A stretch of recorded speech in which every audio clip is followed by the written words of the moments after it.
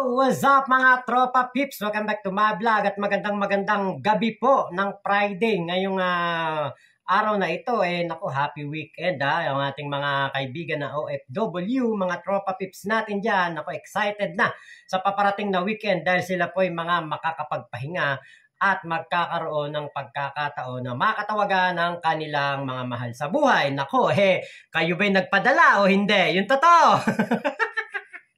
Nag-remittance holiday ba kayo? Comment nyo naman dyan kung hindi kayo nagpadala, kung sinunod nyo yung panawagan ng mga kumag na DDS. Na akala kapag hindi nagpadala mga OFW babagsak ang ekonomiya ng bansa. Hindi po totoo yun dahil hindi na po ngayon pandemya. Nung pandemya lang yun, sumanda lang bansang Pilipinas sa kanilang mga remittance ng mga OFW. Pero kung ngayon po nyo gagawin na yung remittance holiday, wala, palpak. Suntok sa buwan at ano lang yan, imahinasyon lang ng mga kumag na DDS yan. Ngayon po ang topic po natin dito, ito pong aking nakita na interim release. Napaka-trending po nito interim release na ito na topic. Dahil ito pong interim release ay ito daw po yung pansamantala na paglaya ni Digong bilang isang akusado doon sa The Hague. At kapag daw po dito sa interim release na ito ay kunwari mabigyan ng pagkakataon na mapalaya si Digong, pwede siyang manatili muna sa isang bahay. Depende pa to. Kung mananatili siya sa isang bahay doon sa Netherlands, doon lang siya sa Netherlands, or kaya naman ay ibabalik siya dito sa Pilipinas pero kailangan pa rin na kada may hearing ay pupunta pa rin siya doon sa Netherlands.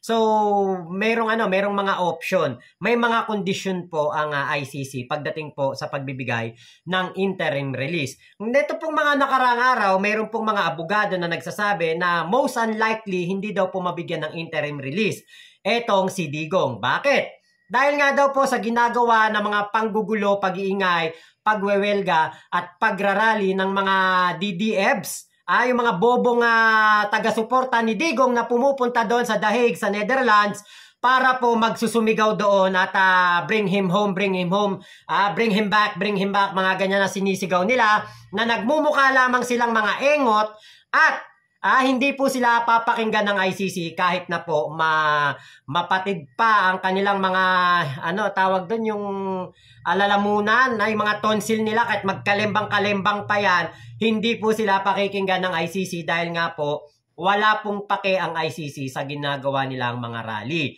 Bagkus, nakakasama pa ito dahil nakikita nila na napakadelikado kapag etong si Digong ay nagkaroon ng interim release dahil pwede silang tulungan ng mga kapwa niya Pilipino doon sa The Hague para makatakas, makapagtago, or pinaka-worst ay umalis po doon sa Netherlands at pumunta sa ibang bansa na kung saan ay makakakuha siya ng asylum. Ngayon, doon po sa ginanap na press briefing kahapon, meron pong sinabi itong si Attorney Claire Castro na sa tingin ko, ewan ko lang kung gagawin ba ito ng mga hindi pala ng mga DDFs, ng mga Duterte. Panoorin po muna ninyo at meron po akong reaction dyan. Yusek, this question is on the subject of interim release for former President Duterte. Isa raw po sa mga kondisyon for granting such a motion, according to the ICC spokesperson, is that for the country, in this case the Philippines, will accept this release and agree to certain guidelines and conditions to be set by the court. Is the Philippines going to accept the former president's interim release and commit to comply with the guidelines to be set by the ICC? With that, does it mean that we have to recognize that ICC has jurisdiction over the Philippines? I believe the family of the former President Duterte is asking and praying from the Supreme Court that the government should not cooperate with the ICC. So it means that if we will not cooperate with the ICC, even that prayer or even that manifestation of the ICC, we will not take cognizance of that. Mahirap po kasi na sasabihin natin, although that's hypothetical, sasabihin natin na makikipag-cooperate tayo sa ICC pagdating po sa interim release. Dahil lahat po ng issue dyan mabubuksan.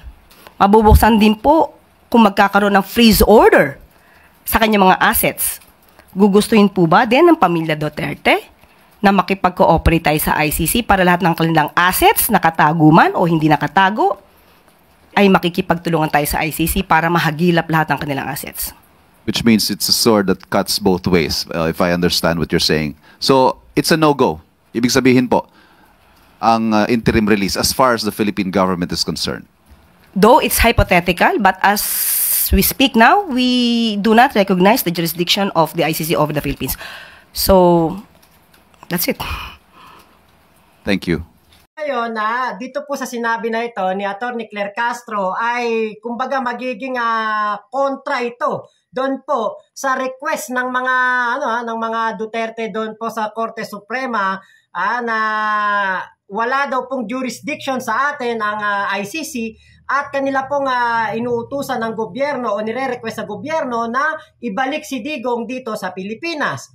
Wala daw pong jurisdiction ng ICC sa atin. Malinaw yan. Lagi yang sinasabi ng mga DDS, ng mga kaalyado ni Digong at ng lahat ng mga nakapaligid kay Digong. Sinasabi yan. ICC has no jurisdiction over us, over the Philippines.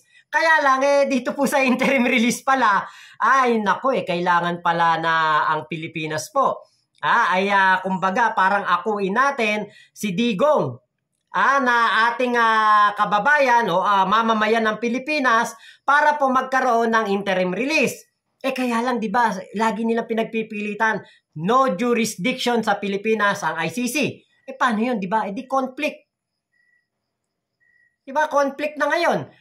Kahit na yung sinabi nga na hypothetical, ibig sabihin, imagination, maaaring hindi totoo o malabong mangyari, diba, talagang tayo po'y naniniwala na yung sinasabi nga ng ating Pangulo, sinasabi ni Atty. Claire Castro, wala naman talagang jurisdiction sa ating bansa ang ICC. So, eto ba, ibig sabihin na to, kapag sinabi ba na kailangan ng interim release, ibig sabihin ba nito tayo po ay makikipag-usap na sa ICC? Ire-request na ba ngayon ng mga Duterte na makipag-usap na kayo sa ICC para mabigyan ng interim release ang ating dating Pangulo? Kasi ito po ang katotohanan, si Digong ay Pilipino. At kailangan kilalanin ng Pilipinas si Digong na ating kababayan, mamamayang Pilipino, para po, 'di ba, mabigyan ng interim release. Kaya lang, kontra diyan ang mga Duterte 'Di ba, meron nga silang habeas corpus petition doon po sa Supreme Court na sinasabi nga pong no jurisdiction ng ating ang Pilipinas. No jurisdiction ng ICC sa Pilipinas. O tapos ngayon nagre-request sila ng interim release. Kailangan pala na si Digong ay kilalanin muna ng ating bansa. Nako, malaking malaking usapin to. Malaking problema to. Saan kaya papanig ang mga Duterte sa usapin na ito? Ito pa po yung video.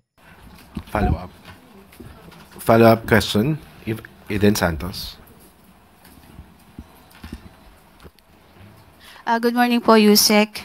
Ano po yung reaction natin dun sa ulat na mismo ngang Marcos administration po ang nagbigay ng mga ebidensya sa ICC regarding po dun sa crimes against humanity kay FPRRD? Mismong administrasyon? Administrasyon ng... The Marcos. Yun po ang bangkit dun sa... Parang the two families are being at war na sinasabi ng ICC officer. But originally first they are at peace. So nabanggit nila doon na ang Marcos ang nagbigay ng mga evidence at willing na raw pong makipag-cooperate or prepared to cooperate ang Pangulong Marcos. Mas gugustuhin po natin kung mas kompleto po ang detalye ng inyo pong tinatanong. Sino, kung meron man, sa pamilya Marcos ang nagbigay ng mga dokumento. Dahil wala po tayong alam na nakipag-cooperate mismo ang pamilya Marcos para sa ICC. Mas maganda po kung madidetali po yan para po mas maganda po ang ating maging tugon. Alam niyo yung tanong nitong reporter ng Net25, ewan ko kung bakit ganun yung tanong niya. Kailan ba nagkaroon ng pakikipagtulungan ang pamilya Marcos dito sa ICC? Kasi etong ating Pangulong Bongbong Marcos naman ay never nakipagtulungan sa ICC. Siya ay nananatili sa kanyang stand na ang ICC ay wala pong jurisdiction dito sa ating bansa. Diba? Parang ewan ko lang parang may something dito sa Net25 reporter. At ewan lang natin kung dahil ba masyadong personal yung tanong or dahil ba kung ako ay isang reporter, hindi ko itatanong yan. Dahil yan po ay masyadong personal at isa pa, alam mo na isagot eh. Diba? Hindi naman nakipagtulungan talaga ang Pangulong Bongbong Marcos, ang Pilipinas sa ICC. Sa Interpol lang tayo merong pananagutan. Regarding dun sa ano po ni Ivan, kahit po ba ang mga Pilipino ay gustong pauwiin si dating Pangulong Rodrigo Duterte, ang gobyerno po ba natin, kahit man lang sa humanitarian aspect ng ating gobyerno, hindi po tatanggapin ng Marcos administration yung binabanggit na interim release sakali po? Ibabalik ko ang tanong. Tanungin natin doon sa mga nagsususog patungkol dyan. Tatanggapin na ba dapat ng Pilipinas ang jurisdiction ng ICC? Ipapa-withdraw na ba nila ang kanilang mga petition na sinampas sa Supreme Court na patungkol sa dapat hindi tayo makapag-cooperate sa ICC? Tatanggapin din po ba nila na lahat ng utos ng ICC ay ating i-recognize, pati yung pag-freeze ng kanilang mga assets? So lahat po yan, dapat ibalik po natin ang tanong. So yan po interim release na yan ay nakadepende sa gobyerno ng Pilipinas. Kung tatanggapin ba natin si Digong bilang ating mamamayan at tatanggapin ba ng ICC at makikipag-ugnayan ng ICC sa Pilipinas para sa interim release at aakuin ng Pilipinas na etong si Digong ay ating mamamayan at bibigyan lang po ng interim release kung ang Pilipinas ang tatanggap. Ang tanong, ang sabi nga ng mga Duterte, etong paghuli kay Digong ay illegal. Ang pagkakakulong ni Digong doon sa ICC ay illegal. At ito nga po yung kino-question nila sa Supreme Court. So, willing ba sila na iatras ang lahat ng reklamo nila sa Supreme Court? Lahat ng kanilang demanda doon sa Supreme Court. Si Kitty, si Baste, si Pulong, lahat po sila ay mga nagsampa, pati yata si Bato, nagsampa ng habeas corpus o petition for certiorari ba tawag dyan, para questionin ang ICC dahil nga daw po wala daw pong jurisdiction ng ICC dito sa ating bansa. So ngayon, mabibigyan lang pala ng interim release itong si Digong kung tayo ay makikipagtulungan sa ICC. Paano ngayon yan? Kung si Jaime Marcos ay namamangka sa dalawang ilog, nako, kailangan pala ng mga Duterte ngayon na mamili kung saang ilog sila mamamangka. Diba? Napakahirap ng desisyon na ito. Bakit? Ang mga Duterte pa naman, mga maaangas, mayayabang, mga feeling powerful, entitled. Tapos ngayon, maninikluhod sila sa gobyerno natin. Ewan ko lang kung mas pipiliin ba nila na makipag-ayos sa gobyerno, kausapin ang gobyerno, na i-withdraw na nila ang kanilang request doon o kanilang complaint doon sa Supreme Court. Tapos, sila po ay maniniklood na sa ating gobyerno para tanggapin si Digong as kanyang citizen para mabigyan ng interim release. Ano kaya pipiliin ni Sara? Yung ibaba ang kanyang pride o patuloy na magmamalaki sa ating gobyerno? Yung sinasabi nitong reporter na humanitarian reason o humanitarian na kung ano man tawag dyan. Yan po yung dahil matanda na si Digong, dahil si Digong ay ugod-ugod na, baka pwedeng kumbaga i-acknowledge o kaya bigyan ng konsiderasyon, i-consider na si Digong ay matanda na at ito ay patawarin na lang. Bigyan na nga pagkakataon na makapagpahinga. sa labas ng kulungan. Aba, teka, bakit yung dating driver, 72 years old, sumama lang sa rally, kinulong? Yan ba'y pinalaya? Hindi, kinasuhan pa nga. Diba? Yung matanda na mga matatanda na mga nakakasuhan noon, nabigyan ba ng humanitarian consideration? Dahil matatanda na? Hindi po. Napakarami pong nakakulong din ngayon doon sa dahig na mga kaedaran ni Digong. Marami rin pong mga nakakulong ngayon sa Bilibid. Na mga may kaso na hindi po nabibigyan ng humanitarian consideration. Kaya po dapat pantay-pantay lang, patas lang. Wala po sa edad ang paggawa ng kasamaan. Alam ninyo, si Digong matanda na nung inutos niya yung paggurgur sa mga EJK victims. Kaya po, 'di ba, wala sa edad 'yan. Si Digong nga kayang-kaya niyang mag-utos ng paggurgur 'Di ba? Kaya kayang-kaya niya ding pagbayaran yung mga kasalanan niya diyan sa dahig sa Netherlands. So hindi po ba pwedeng gawin ng gobyerno na tanggapin lang dahil do sa kasama sa binabanggit po ng ICC na kapag binigyan ng interim release ang government ng Pilipinas ang tatanggap or ang Pilipinas doon sa point lang na gano'n. So kailangan balikan po from the start na tayo ay umatras or umalis as ICC member. Hindi po tayo basta-basta maaaring mag-initiate na anumang aksyon. Dapat manggagaling yan sa pamilya Duterte. Dahil sila po ang may mga kaso na isinampa sa Supreme Court. Magiging conflict po yun sa kanilang mga opinion, sa kanilang mga paniniwala na ang ICC ay walang jurisdiction sa Pilipinas. So hindi po tayo makakakilos patungkol dyan. So personally po, hindi naman ayaw naman ng Pangulo na hindi makabalik ng Pilipinas ang dating Pangulo. Wala po ako masasabi patungkol dyan. Ang tanong talaga, yung tanong talaga personally, hindi naman daw ba ayaw ni PBBM na makabalik si Digong dito sa ating bansa? Hindi. Sa totoo lang, walang makakasagot niya kung hindi si PBBM lang. Diba, bakit mo itatanong yan sa tauhan ni PBBM, sa PCO Undersecretary? It's very personal question.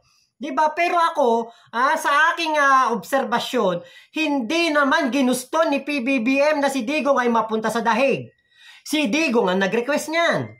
Si Digong ang nagsabi sa ICC na bilisan na ang pagkakaso, bilisan ang investigasyon, at hulihin na siya, dalhin na siya dun sa dahig o paharapin na siya sa ICC dahil baka daw po makamatayan niya na ang sinasabing paglilitis ng ICC kay Digong.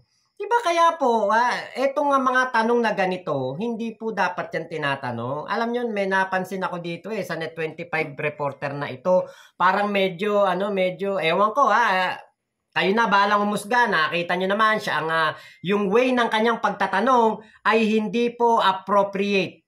Hindi po maganda at ang tanong niya ay personal para sa Pangulo. Diba? Tanungin ba naman, hindi naman ba sa ayaw pa uwiin ni PBBM si Digong? Bakit ginusto ba ni PBBM na isuko si Digong sa dahig? Hindi naman si PBBM may gusto niyan.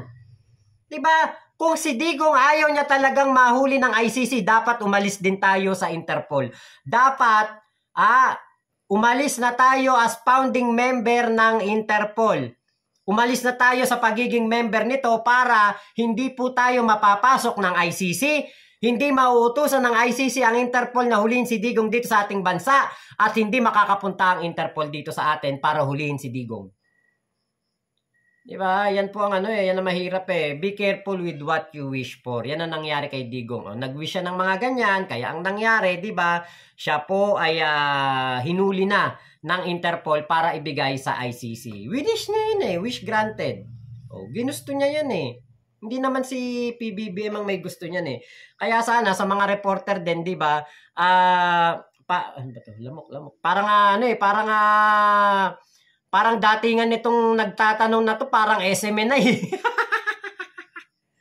So, yun lamang po. Maraming salamat sa pagsama nyo dito sa aking vlog na ito. Ingat po kayo. Nasan mang panig kayo ng mundo. Momo, chup chup. Love you. God bless us all. Pilipinas. God first.